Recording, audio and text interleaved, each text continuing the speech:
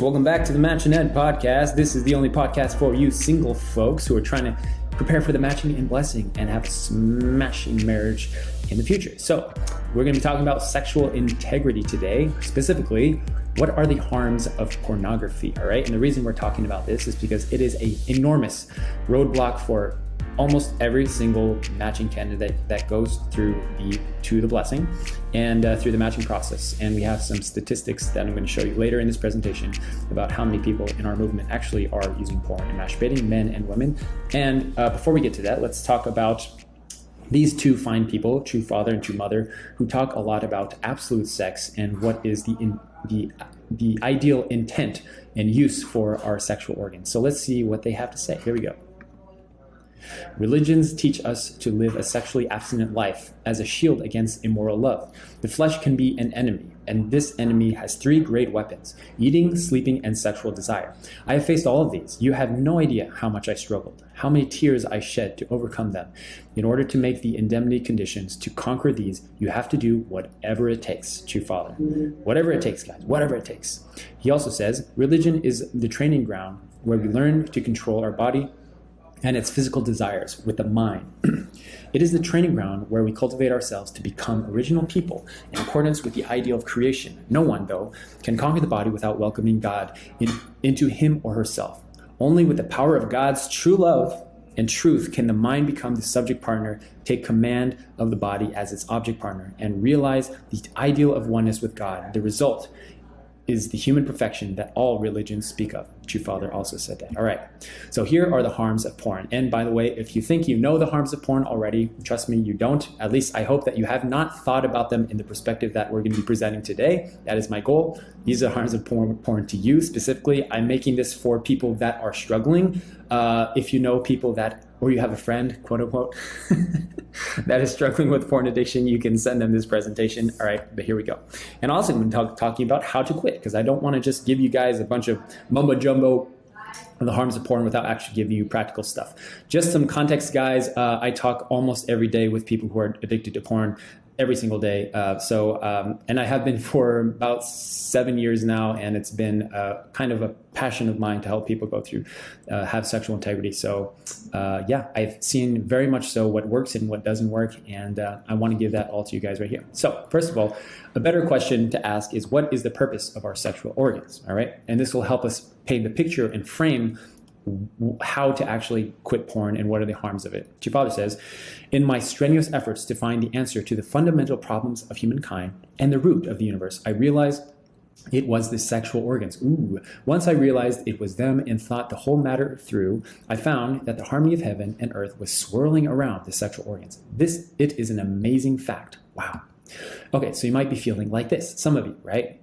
A little awkward, a little shifty-eyed, a little, what is this all about? I didn't know that porn was even a thing. Or you might be feeling, I have a porn habit and I didn't think anyone would ever confront me about this. If that's you, this presentation is for you. And I hope to make this as comfortable as possible without demeaning the actual issue at hand, all right?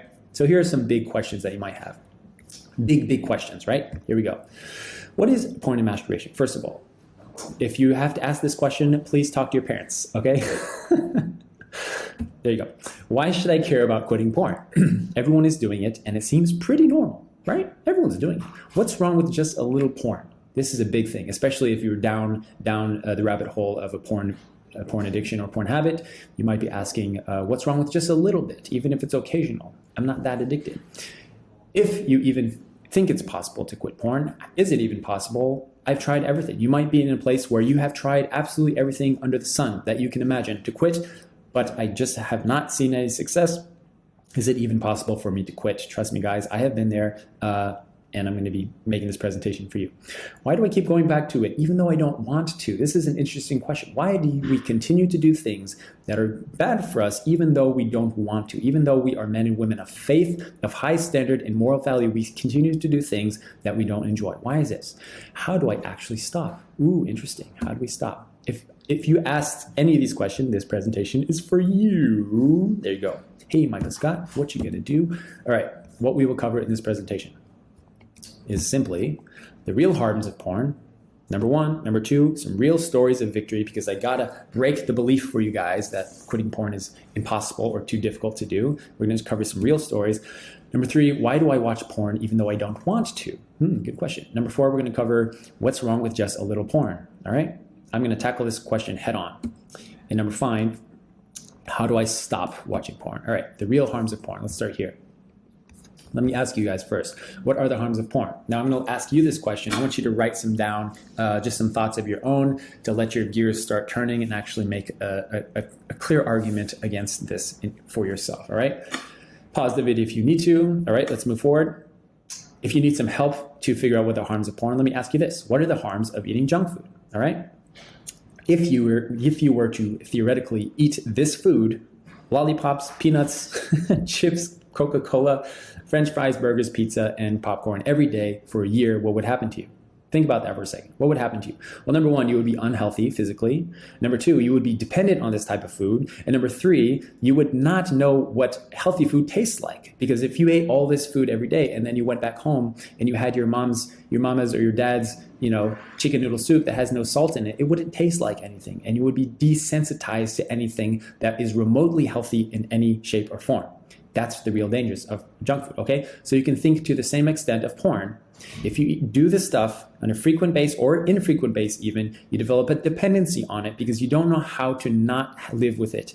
And the reason that most people develop a porn addiction, mind you, is because of emotional issues, emotional triggers that are not dealt with in the moment, right? Let's think about this logically. This also applies to junk food and any other addiction, by the way.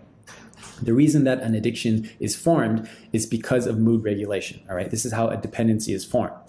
Let me ask you this. The last time you watched porn, right? What was the emotional state that you were in that day? How did you respond to that emotion? I'm willing to bet that it was something to do with stress or anxiety or boredom or loneliness or feeling unloved or just having a really, really low day.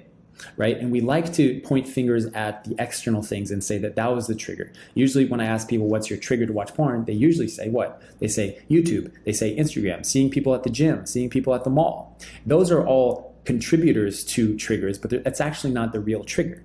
What is actually going on is that there is an internal trigger that happens before you see something.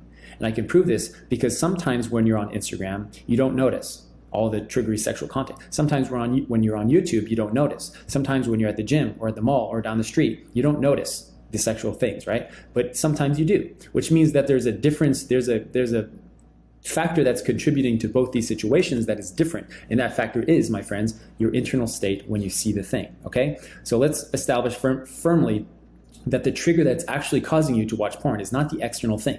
And if you just focus on eliminating the external thing through software, through temporary band-aid solutions, which will help to an extent. But if you don't address the internal trigger, the internal reason that you choose to do something that you don't want to do and that is destructive to you, then you will always fail because you'll always be addressing the wrong thing. And the correct thing to address is your internal state. The internal state that you were in when you saw the external thing. That is your actual trigger. And for most people, it is stress, anxiety, boredom. Shame, actually, is a big thing, okay? So we're gonna get into that. Number two big reason that porn is harmful is because it's addictive, if you have not noticed. Now, there's a reason that when people start watching porn, they don't think that in 10 years from now, in 20 years now, in 30 years from now, that they'd still be addicted. There's a reason it's an addiction. There's a reason that people that require a pack of cigarettes every day just to function didn't plan on that.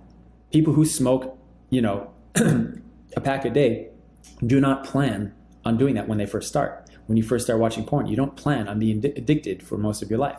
It's addictive for a reason, all right? Number three, the reason it's harmful is because it causes a lot of emotional instability and numbness, like I mentioned before. I'm going to talk about this guy, Bill, in a second, who experienced this real harm. This is a real story I'll talk about in a second. And also you have feelings of hypocrisy and shame in your life. You don't really know what it's like to not feel like with that dark cloud of hypocrisy and shame and that shadow in your life, and you just kind of go along with your life thinking that this is what it will be. But imagine if that wasn't the case anymore. This is Mohammed. I'm going to talk about his story as well. You have feelings of being unmotivated. I'm going to talk about this guy as well, Obi, who just is unmotivated all the time because of his dark shadow, his shame in his life. He's a man of high values and high standards.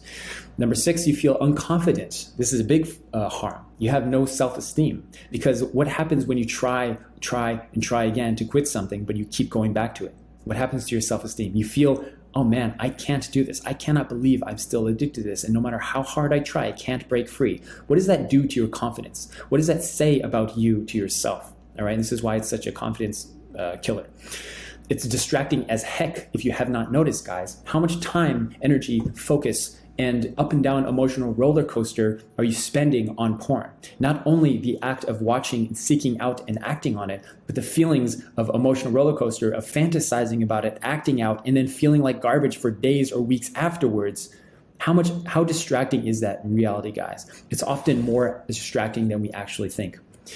You also have an inability to connect with God and with other people.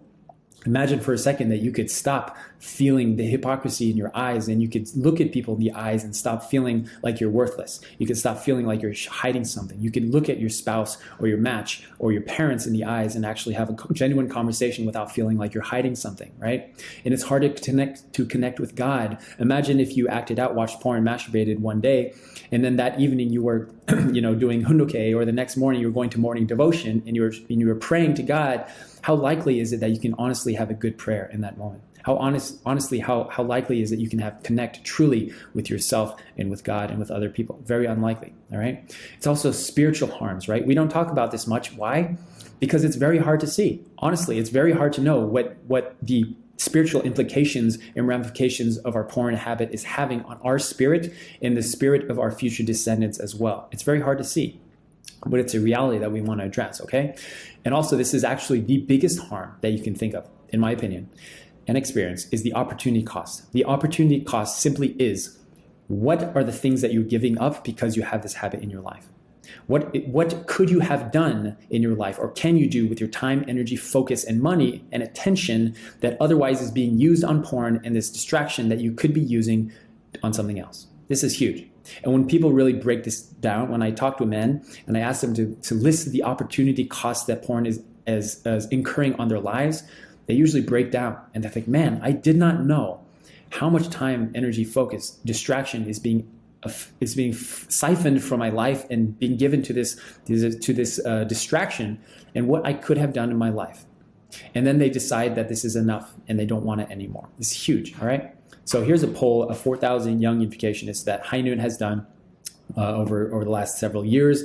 High Noon has traveled around the world, again, in many different countries. This is not demographic specific. This is like young second gen or high school, college, and CARP age individuals. So this is really the people in our lives that we are looking to as the future leaders of our movement. And I'm sharing these statistics with you, not because I'm trying to scare anyone, but simply because I want us to understand so that we have a clear, informed knowledge of what is actually going on in our movement, okay? So everyone polled, 82% of the males said that they viewed porn in the last 6 months, okay? And of all those people, 48% of females viewed porn in the last 6 months, all right? This is 100% anonymous. These are not, people did not give us their names for these surveys. They're completely anonymous. So they're completely honest surveys that we received. Just let that sink in for a second, okay? 82% of men in our movement, these are young plus BCs in our church, and 48% of females watch porn the last 6 months, okay? All right, so let that sink in for a second. Again, I'm not trying to scare people. I'm just trying to give information to help us make informed decisions about our lives. And of those people that were surveyed, 85% have never spoken with a parent before about their porn use. 85% never spoken with a parent. 66% said that they have no one to help them quit. They feel alone and they don't have anyone to help. This is important, guys. 77% believe porn is causing them harm. 77% believe that. And get this, 74% believe it will have a negative impact on their blessing. 74%. That's a lot. 63% have tried to quit porn but have been unable to. They've tried and have not succeeded. And this is what one of them shared, okay? One testimony that someone shared. I started when I was about 6 years old. My friend showed me it. I started watching by myself at the age of about 9 or 10 when I got my first smartphone. But it was always just in the background, and it wasn't often. I didn't feel like an addict. But at age 13, my friends told me about this thing, masturbation. I tried it. In the beginning, it wasn't that often, but it got more often with time. After a few months, I realized I'm getting addicted. I tried to stop, but it was impossible. It has continued to this day. There were many failed attempts to quit. I got really depressed. I can't stop. Now, this is a more dire, situation and kind of sad, right? And real, but it's anonymous, and we want to share that with you guys just to paint a picture. But I also want to share with you guys some real stories, okay? Now, this is what I love helping guys do, and women. Let's talk about how to actually have sexual integrity and quit porn.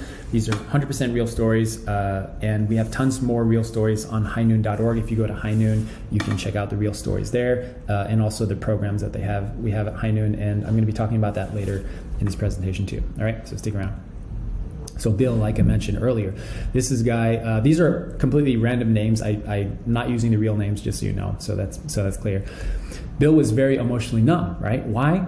Because every time he was experiencing negative emotions, unpleasant emotions, he would run away from those emotions and squash them down through porn and other forms of escapism, such as video games, social media, and anger. And he would do that so much so from a very young age, 9, 10, 11 years old, that he didn't know how to feel those emotions without some kind of supernormal stimulant to escape. He didn't know how to feel stress without escape. So when I asked him, what is your stress? What is your trigger? What's your emotional state like? He said, I don't know. And I said, well, that's because you're numb to your emotions. And this is something that many people have developed especially in recent years, because with a smartphone, it is literally easier to escape right now than any time in all of history. We've never been able to escape so quickly from our emotions in all of history. It is a completely unnatural state of being to be able to escape to a phone and be stressed out of our mind and instantly relax like that in all of history. We've never had access to that, right? If you think 100 years ago, 200 years ago, how did people alleviate negative emotions? In a healthy way, in a productive way. Either they would move their body, number one. Number two, they would talk with somebody. Number three, they would pray, meditate, internalize, right? That's about it. Maybe read a book, right? But there's really very few ways to escape. But now it's like you could go to your smartphone, drugs, alcohol, everything is available so instantly. And porn just happens to be the most easily accessible form of escapism on the planet that you can imagine. It happens to be the perfect drug that is completely free to use and will instantly take you from stress, anxious, bored, depressed, lonely to feeling relaxed in a temporary and very superficial way. Right? So what Bill realized through talking with me, and I talked with him, this is a young second generation, is that he didn't understand his emotions so much so that he didn't even know why he used porn. And so I started talking about this, and I made him every day reflect and check in with me about his emotional state. And over a few months, he started becoming more self-aware. And what happens when you're more self-aware? You understand your triggers more, and he didn't need porn and masturbation to depend on to alleviate his emotions, right? Let me remind you guys, negative emotions are not bad. Stress is not bad. Anxiety is not bad. Depression is not bad. These are God-given emotions they're human conditions. They're God-given human conditions that we just don't know how to deal with, all right? So the goal is not to eliminate negative emotions, but it's to deal with it in a productive way and not a destructive way. That's the name of the game, all right? This is why some people are more susceptible to addictions than others. This is why some people are more susceptible to anger and stuff like that, and things that are destructive to them than other people, is because some people know how to deal with emotions. And this guy in particular has found that a really good way to squash his emotion and become numb to them, all right? So let's move on a bit. Muhammad. Here's a guy who was covered in shame and guilt. When we started talking, it was like he had a dark cloud over his head, and he couldn't really look at me in the eyes. He wouldn't even want to turn his camera on because he felt so ashamed of this, right? And talking, he had nobody in his life to talk to. He said, my parents won't understand. I can never talk to my parents about this. My siblings, no way. There's no friends of mine I can talk about this because I feel so much shame. And I told him, the reason you're feeling this feeling, you're feeling a need to escape is because of the shame. It's because of the shame that you're actually feeling a need to escape. And this is usually why people spiral out of control. It's like they watch porn once, and then they feel so guilty and so shameful about it, they try to escape that feeling of shame with what? With more porn, with more masturbation, with more escapism, with more dependencies, with more addictions. And the spiral goes from there. This is why people can watch porn, masturbate multiple times a day. It's because they spiral out of control with shame and guilt, all right? So what did we do with Muhammad? I started talking with him. I said, you have to find people in your life to talk with. So we started talking with me. Guess what happened? He started feeling better because I showed him grace and acceptance, and I saw him for his flaws, and I said, it's okay. You're still loved, man. I still love you. And then he saw it was possible to receive grace and not feel shame. So what did he do? He started making friends. He went out of his way to find people in his life that he could talk with every day and connect with. So what he did was he found a few people on Facebook and in social groups and in church community that he didn't know, and he made new friends, the people that he could depend on to talk about his emotions, right, on this shame. And he learned how to communicate with those people every day, and he started talking with them every day because he went from having nobody in his life to talk with about his emotions and things like that to having people he could talk with every day, and that's what I helped him do. And what did he do? He had victory because he didn't need to escape anymore. He had a way to release these negative emotions in a productive way. That's what he did. And he was like, oh, this is really hard to find people, right? And that's what he kept saying. It's hard to find people. There's no one I can relate with. And I told him really straight, I was like, dude, either you find a way to connect with people every day, or you stay addicted to porn your entire life. You choose. That's how strong I said it. And I meant it. You choose to find people to connect with, or you stay addicted your whole life. And I said, yes, it might be hard, but tell me what's harder. Finding people to talk with and building connections and relationships that are genuine and that you love, or staying addicted to porn your entire life. Choose your difficulty. Choose your path. Yes, they might both be hard, but one of them is infinitely harder than the other. And he was like, oh, okay, yeah, this is a lot easier than the alternative, which is to just stay addicted. And I was like, yeah, that's your option. Okay, so here we go. Obi, his big thing was he was unmotivated because of his porn habit. He would relapse, he would act out, and also he happens to be a college athlete, right? Or he's a high school athlete going to college. And he's like, I feel so unmotivated to work out and to exercise and to practice because of this porn thing, right? And he felt so unmotivated because of it. And so what we did is we tried to address his root issues. We started to address his root things, and he thought his root issues were, like I talked about, Instagram, YouTube, TikTok, social media, seeing people at the gym, right? And I was like, no, that's not it. That's a very, very, very tiny contributor to your triggers. The real trigger is your internal state. He's like, yeah, I guess so. And so what he realized, his biggest realization, was that he was trying to put Band-Aid solutions on all of these issues. He was trying to go to the gym at the early mornings when other people weren't there. He was trying to block all of the social media apps. He was trying to block the porn websites with software, right? Which are all helpful, yes, but they're short-term solutions because it doesn't address the real issue going on. And what he realized was his real issue was that he had a crippling dependency on porn and masturbation just to stop feeling stressed. And when he realized that, he was like, oh, my thing's stress. That's my biggest contributor. I need to address that. I was like, yeah, you do. Because you don't know how to not deal with stress. You don't know how to deal with stress in a way that it doesn't require porn and masturbation. He was like, oh, I was like, yeah. So that's what he did. And guess what? He's doing very well. Yeah. It's really that simple. Here's right? This is a real person, Mai Thurston, who has been publicly sharing her own testimony of quitting masturbation, right? And now she helps many people in High Noon, many women in High Noon also have sexual integrity, right?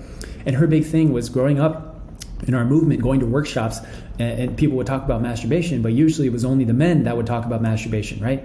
And she felt so much shame and guilt as a female, as a woman that struggled with masturbation, that she felt, I can never talk with anybody about this. There's no way I could talk about this with anybody. So she would always just hide it and feel ashamed and just run away and escape, to the point where she felt like she could never talk about this with anybody, right? Until she came to a High Noon workshop in 2017, and she saw brave women publicly sharing their own struggles with porn and masturbation. And she realized, wow, I'm not alone, first of all. And actually, it's okay to talk about this. And so she started talking with her mom, her parents. She started talking publicly and sharing her story. And now she talks publicly at our workshops and High Noon workshops, and she is helping women with their own struggles, right? It's beautiful. And how she do this? Well, she addressed the shame that she was feeling, the fear that she was feeling. And in the process, she learned that, oh, wow, I'm not unworthy. I'm not a piece of garbage because of this habit. I'm not unworthy of God's love and grace and the grace from other people. But actually, as she started to practice talking about this and being truthful and honest about it, she realized that, wow, I have nothing to fear. And that's what really helped her. And it all started with one basic question that all these people were asking themselves, which is the most important question: what do you want? What do you want? All right. It all starts with what you want, okay? So you can ask yourself this right now as kind of a mental exercise. What do I want in my life in regards to career, finances, my passion, my relationships, my marriage, my blessing, my kids, my family, the impact I want to make, the contribution I want to make in this world? It all starts with what you want. And the reason this question is important is because no matter what anyone says, everyone's around the world is saying porn is fine, it's natural, it's around every corner of the internet, everyone is doing it, it's totally acceptable. But as a person of faith, of genuine character, is this something that you want? And if you outline what you want in your life, the blessing you want in your life, the family you want in your life, the impact you want to have in this world, can you be that person with porn in your life? And ask yourself that honestly. Can you be that person that you want to be? To eliminate this discrepancy in your heart, which is the discrepancy of my actions and my words are not the same, and that's why I feel shame. The discrepancy of my vision for my life is not aligned with what I'm doing every day, masturbating and watching porn. The vision for God that God believes me to be, for me to use my sexual organ in a healthy and productive way, in a holy way that is for my wife or my future wife or my husband, my future husband, is not in line with my action of watching porn and masturbating and isolating myself.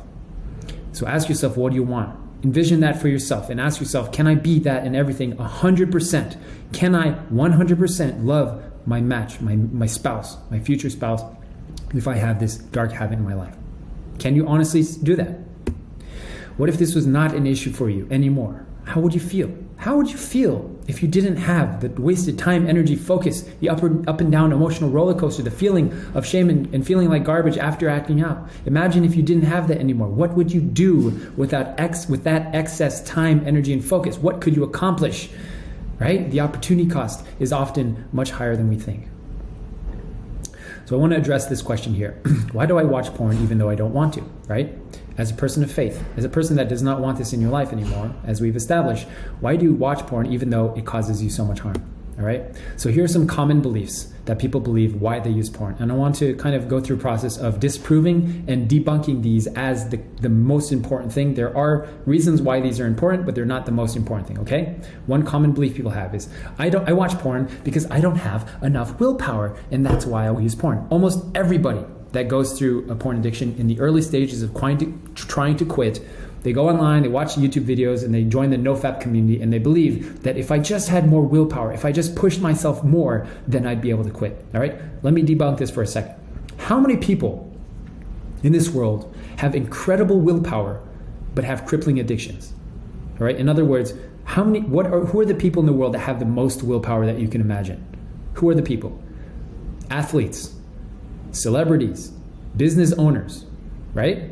Athletes especially, incredible physical willpower and determination. But how many of them have crippling addictions to stuff, to drugs, sex, porn, alcohol? We don't even know because they're mostly done in secret, right? But how many of them? So many.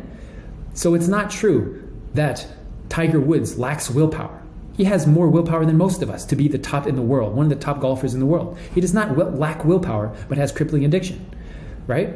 Terry Crews, big buff dude, had a crippling addiction that he's beaten since then, does not lack willpower.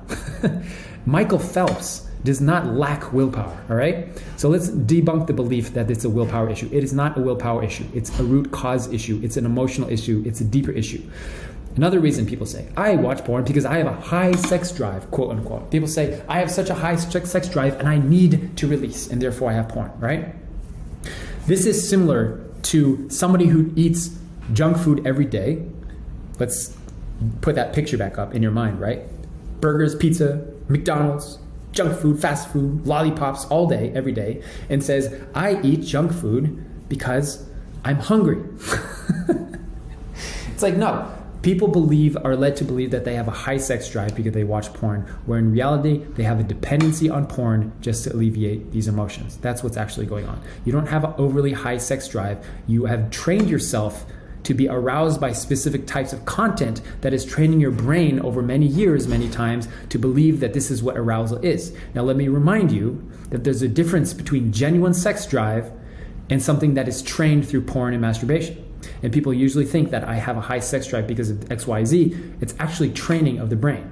A genuine, real sex drive is when you can have a genuine relationship with a woman, with your wife or a husband, and not have fantasy or looking at them through the lens of what is attractive, what is not attractive based on years and years of training of the brain through porn, social media, and media, etc.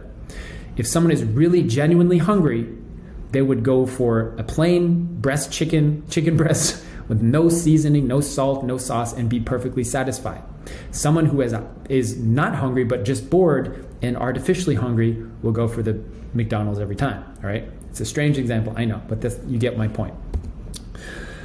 Another belief people think, I use porn because it's everywhere. It's unavoidable, okay? If this were true, that the only reason that people use porn is because it's everywhere, then everybody would be addicted to porn, all right? Yes, many people are, right? Tons of people are, but not everybody is. There are many, many millions of people, in fact, that don't watch porn, that don't masturbate, that have beaten this thing. So it's not true that just because it's everywhere means that you have to indulge in the stuff, okay? So don't let this belief consume you and say, oh, it's everywhere, it's unavoidable, and I might as well give in. Because let me tell you, many people have given up porn and they've never needed to go back to it, right? Another common belief, I use porn because of spiritual factors, right? There's a devil on my shoulder and Satan is out to get me. He's crouching at my doorstep. Yes, I believe that spirituality is a contributing factor to porn addiction. However, big however, it is a very, very, very, very tiny percentage compared to the real issue, all right? And that's what I'm getting to. All of these beliefs are small contributors to why people use porn, but it's not the whole story. Yes, they are valid. Yes, if you have more willpower, you'll have a higher chance of beating porn. Yes, there is sex drive that's involved. Yes, it is everywhere. Yes, there are spiritual factors. But if you just address one of these and say that's the main issue, then you're going to miss the actual issue going on because you're not addressing it. You're only addressing part of the issue, part of the equation. None of these explain why we choose to do something we don't want to do. None of these explain why we choose to do something that is bad for us. Okay? Porn is an escape. This is why people use porn. Porn is an escape. It's an escape. It's a dependency to escape difficult situations, unpleasant emotions, and situations to the point that you depend on it just to not feel those emotions, just to live your life. And it just happens to be the easiest escape imaginable. And this is what I tell guys, especially men that I'm talking with who have a severe porn addiction. I tell them when they come on a call with me and they're just feeling just the shame and the hypocrisy, and they're just clouded with the hypocrisy and guilt in their heart. And I tell them, hey, look at me. You're not weird. You're not some perverted, high sex drive fiend of a human being. You're not stupid and weird, and you're not unworthy to stand in front of God and your community and your family. You're not. You're not weird. You're not weird. You're not weird. And I just keep saying that until they break down. Sometimes twice this happened, men just break down in tears, right? And why is that? Because we believe that we're weird and somehow strange and out of the ordinary. But here's the truth of the matter. You're addicted to porn just because it's the easiest escape imaginable. Think about it for a second. There is nothing as stimulating, as free, and accessible to use than porn. There's nothing on the planet like it. It's a perfect storm of addiction, and that's why almost everybody that is walking around on the planet, 80+% of men and 40+% of women in our own movement walking around using porn, it's not because they're weird and strange or whatever. It's just because it's easy to escape. Imagine for a second that cocaine, of all the drugs, if cocaine was as easily accessible as just taking your phone and shaking it and cocaine would fall out and it was completely free, guess how many people would be addicted to cocaine? More people, probably most people, right? It's just that porn is an easy escape and it's instantly available. It's hyper stimulating, and that's what's going on. That's it. That's it, my friends, all right? So stop thinking that you're somehow shameful and unworthy of anything because of this. Yes, it's destructive. Yes, you've made mistakes. Yes, you shouldn't, because the person you want to be does not have this in your life, right? If that's what you want, then no, this is not going to help you get there. And if we've established that, then the rest of this presentation is for you, all right? So I hope you understand that. So big question people have.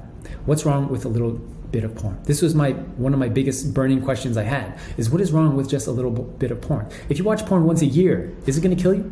If you smoke once a year, is it going to kill you? If you drink alcohol once a year, is it going to kill you? And this is the justification I constantly made for years and years and years and years, and many people do, is it's okay occasionally. What's the harm? And I'm going to have 3 reasons for you guys as to why right now, when you're really feeling triggered and you're feeling the justification monster kick in and saying, you know what, you've been doing good. It's been months and months. It's been weeks. You haven't acted out. Here's, a little something just to help you relax, just to help you alleviate stress If that monster rears its ugly head, I want you to think about these 3 important reasons. Number 1 session always leads to another. All right? It's called a chain addiction for a reason. One session will always lead to another. Like I said, people who start smoking a cigarette don't think in 10 years they're going to require a pack a day just to function, right? Alcoholics didn't think they'd be, face to face with a judge or with their spouse or threatened to be kicked out or losing their job because they had it one time. That's how addictions are formed, right? People are facing dire situations in their own marriage, and their wife or husband, or usually wife, is looking at them in the eyes and saying, hey, you either give up porn or this is the end of our marriage. People in those situations don't think that when they started, they'd be in that situation. It's an addiction for a reason. So you can think, whenever you have this reason, oh, it's just a little bit of porn, it won't hurt me. Just know that one session will always lead to another. It will. That's how an addiction is formed. And don't think that you're some kind of special snowflake that you just won't be addicted, right? Let me ask you honestly. You're here right now, aren't you? With this habit. You're here still using the thing. So isn't there a reason for that? Let's be real, all right? Number 2, you will never figure out the root issue. This is a big one. If you keep going to porn when you're feeling the most stress in your life, the most anxiety, the most depression, the most isolation, and you just want to escape, if you always use this Band-Aid solution to escape those feelings, you'll never actually be able to address the root issue.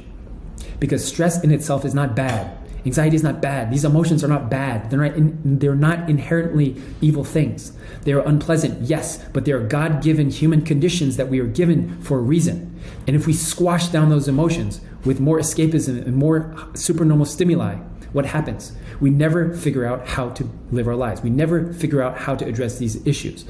And that's what happens when you only use it occasionally, only when you're stressed. Let me tell you a quick story of a guy I was talking to whose wife had separated from him because he had this crippling addiction that he was found out in his marriage, right? And he was so stressed. He was so stressed because his wife had left, right? And he was talking to me, he was saying, I really just want to watch porn. I was like, why? He said, because I feel so stressed about my marriage. I feel so much anxiety. This is the most stressful time of my entire life, and I just want to escape. And I was like, well, you have 2 options. You can use porn to escape this feeling, yes. Or you can use this as an opportunity to prove to yourself that you don't need porn anymore, right? Because imagine for a second, you went through this entire, separation. Whatever happens, you might get back together, you might divorce, who knows? But you went through that entire ordeal, the most stressful time in your entire life, and you never went back to porn. How much confidence would that give to you? To go through that entire situation and be like, man, I have been through this jungle. I have been through the pits of hell in my stress, and I didn't go back to porn. That's a belief that you can etch into your mind, because you know that you've been through this before, and anything life throws at you, from that day forward, you will know that you've been through worse and you can overcome it. All right? Number 3, you will never know the feeling of full integrity and confidence without shadows and shame. If you go to porn even just a little bit occasionally, you'll never know that feeling of not having this dark cloud of hypocrisy in your mind, of shadow in your heart, that discrepancy of hypocrisy in your heart. Now, let me tell you a quick story of a guy who's blessed, right? And his wife made him join a program, a high noon program.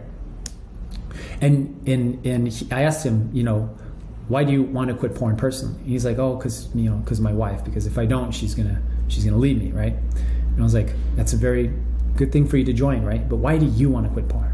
And he's like, I don't really have a reason personally. And so I asked a different question, which is, if you weren't married, right? Let's say you get divorced, or God forbid something happens.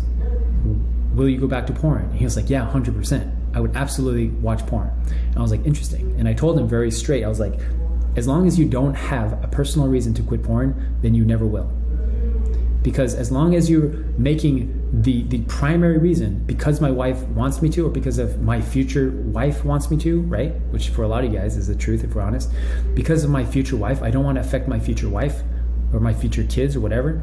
As long as the reason is anything other than I see profoundly how much this is impacting my life right now, not in the future, that it forces me to quit. I see so much so the cost that this habit is incurring on my life. The opportunity cost of having this in my life is so high, and it's so painful that it forces me to quit. That's when people change. And I'm here to tell you, you don't have to wait until you're in a marriage, until you're in a relationship, until you're blessed, until you're face to face with a spouse who's saying it's either me or porn. You don't have to wait until then to see the impact so profoundly in your face. But right now, you can look at your life honestly and say, how has this impacted my life? How much more could I do and be if this wasn't part of my life anymore? What would it feel like to have full integrity and confidence in who I am without this dark cloud of hypocrisy weighing over my head? Imagine where you could go, right? So what this guy did, after I told him that, I said, you have to figure out what porn is costing you in your life to the point that you feel the impact and you want to change and quit. You're never going to quit. And so he realized on his own, he said, on our next call, he said, I realized that I cannot be a 100% loving person to my wife or to anybody if this is in my life, even just a little bit. He said, I feel like I'm giving 95% or 90% of myself and my love to my wife and to people around me, and I can't fully be me if this is part of my life. And I was like, bingo, you've got to get rid of this. And he's doing very well. Okay, so how to stop? Here's a big question y'all have, right? How to actually stop. I'm going to make this really simple for you. I'm going to give you some frameworks, and if you do these things, I promise you, you're going to progress. I promise you, I guarantee it. It might not be easy, but you got to do it, right? So number one is to decide. You have to make a decision right now in this presentation. Right now. It's a yes or no decision, okay? No, I'm going to think about it. No, let's see what happens. Let me see what happens next time I act out. And if I act out again, then I'll tell somebody or I'll do something. None of that. You make a decision right now, okay? We're going Matrix. Either you take the blue pill and you live in a world where porn and masturbation are part of your life and you always have it in your back pocket as a way to escape anytime you want. That's your decision, okay?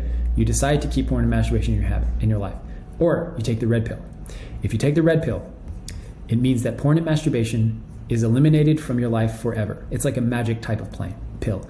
Porn and masturbation is gone from your life forever, and you never have access to porn ever again. However, the catch is that you would still want to. In those times of great stress and anxiety, you would still want to, but you would not be able to. Which pill would you take? Now take a second to think about this, all right? And I know it sounds like an easy answer, but if you're really honest with yourself, and sometimes I talk with guys and they say, actually, I don't think I would take the red pill. I think I still want to keep porn and masturbation in my life. But I want you to be honest here, because if you do not take the red pill, you will always keep porn in your life.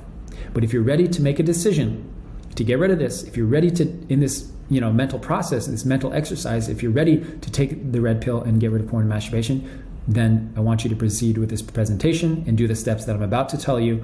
If not, then I don't know. I don't know what you can do, all right? So here's what you can do. So to help you make a decision about quitting porn, red pill or blue pill, you can ask yourself this question: what is the cost of keeping this habit? Now, I alluded to this before, but really the important question is, what is the cost of keeping this addiction in my life? And when you understand severely how much it's impacting you, then you would be able to change. And that's really the first step. And the second step for you is talk to a parent, all right? Now, the reason that this is important is because the reason that a lot of people have a porn addiction in the first place is because of the shame that is happening. Because the feeling of, if somebody knew this about me, I would not be worthy of their love or their grace or their acceptance, all right? But let me ask you, the worst thing that could happen if you told somebody about this habit, what's the worst that could happen? Maybe hypothetically think about it, right? The worst thing that could happen is maybe a parent is disappointed or upset, right? What's the best case scenario? And the most likely scenario is that this is something that you need to do. And it would be helpful for you, regardless of how somebody responds to you sharing. The most realistic and real situation is that you feel really good that you told somebody about it. And also what happens when you tell somebody is that it sends a very, very strong signal to your brain and to your body and to your spirit that this is not business as usual, that things are going to change and you're going to be doing something serious about this and you're actually going to quit. Like I said before, the reason many people keep a porn addiction in their life is because underlyingly they have a secret agenda to keep it longer than they actually need. So the idea of telling somebody is not because they're afraid of the reaction, but it's more to do with the fear and the knowledge that they have to give it up. They have to be serious about it. If you tell your spouse or your parent or pastor or mentor, matching support or whoever that you have a porn habit, that means you have to get serious and you have to change and you have to get rid of this crutch that you've been relying on for so long. And that's why it made you guys decide before, red pill or blue pill. If you took the red pill, it means you're ready to tell somebody, okay? Now, here's the thing though. If you're not ready to tell your parent for whatever reason, I have a solution for you, okay? If that's you, here's your next step. Get in touch with High Noon, all right? High Noon is your bridge. It's your gateway to talking about more openly about these emotional issues, right? About porn, masturbation, okay? Now, High Noon has a YouTube channel, podcasts, and also programs that really will help you to be in an environment where you can talk openly about porn and masturbation. If you're serious about it, which if you're this far in this presentation, that means you are, okay? Let me remind you guys, when I say, feeling connected and feeling accountable in your life, the reason that most people fail in accountability partners is because they are using accountability partners the wrong way. They usually tend to, call up their accountability partner or their parent or whoever in their life when they're really face to face with a decision to watch porn or not watch porn. It usually means that they're at the edge of the cliff and they're deciding to jump or not jump. So they call them and say, hey, I'm really triggered. I'm really feeling an urge to act out. What do I do? And they rely on the accountability partner to help them to make a decision, right? The reality is there's nothing accountability partner can do in those moments except say what? They can say, don't do it. You can do it. I believe in you. Don't jump, right? But that's it. That's the extent. The better way to use an accountability partner is to address the root issues and emotional triggers far before they get to the edge of the cliff. Far before they make those decisions, those micro decisions to watch YouTube channels that are not good for them or not, sexual in nature, to watch Instagram, whatever, to watch movies and TV shows that are a little raunchy, that they know they shouldn't watch. Before they even get there, before they start fantasizing, they stop and they realize, hey, I feel really stressed. I feel really anxious today because of work or because of my relationships or because of school, whatever, and I don't like this feeling. And I know that I feel this tendency to escape, and I want to escape. I just want to go to my room and just watch YouTube or just watch anime or manga or whatever. Noticing that and then telling somebody in that moment, accountability partner, whoever, parent, spouse, I feel really stressed today. And I know that I tend to want to escape and do things that are not good for me, like spend 3 hours on YouTube or watching anime. And I know that's not good for me. And I'm just telling you this because I don't want to go down there. I'm just finding a way to release the stress and feeling that I'm feeling in a productive way as opposed to a destructive way, right? That's called beating porn without talking about porn. Isn't that amazing, right? And so the more people you have in your life that you can talk about emotional things without addressing porn, that's the way to victory. Because if I told you have to talk about porn with people to address porn, guess what happens? The people you can talk to is like 2 people, 1 person maybe. Many of you, 0 people, 3 people. There's not a lot of people you can talk about porn. That's reality. But how many people in your life can you talk about emotional struggles and stresses and anxiety and boredom and loneliness? A lot. Like 10 times more people, right? 100 times more people. So that's the name of the game, guys. That's how you beat porn without talking about porn. And the other issue, if you just focus on talking about porn with people and saying, oh, I feel triggered, or I feel aroused, what you're actually doing is you're masking the real issue. You're trivializing the actual issue, and you're not addressing the root issue. You're trivializing the fact that you have emotional dependencies on porn and masturbation to alleviate these emotions, but you're not actually talking about those things. You see where we're going? So I've seen this over and over again, and I prescribe to men every day. You have to talk more frequently and openly, specifically with men, if you're a man, women, if you're a woman, with your dad, with your mom, with your brother, with your sister. I'm not saying you got to talk about porn. Yes, there are people that should know about your porn habit. Specifically, parents should know about your porn habit. Specifically, a spouse should know about your porn habit. High Noon can know about your porn habit. But you don't have to tell everybody. You just have to talk about the emotional issues. And the bigger your support system is, the more chances you will have of success. I promise you, I guarantee you, I see it every day in people, all right? So those are your steps. Number 1, decide what you're going to do. Number 2, talk to a parent today. Just do it. If you can't talk to a parent yet, then take a micro step to get there, which is to get in touch with High Noon, join our group, join a program, and we'll help you along the way, all right? So now we have an opportunity for you guys, all right? This is Shaq giving you an opportunity. I want to give you an opportunity to really decide what you want to do. Take the red pill or take the blue pill. If you want to take the red pill and get rid of this porn thing forever, then that's really what you need to do. Go to highnoon.org if you want to join a program.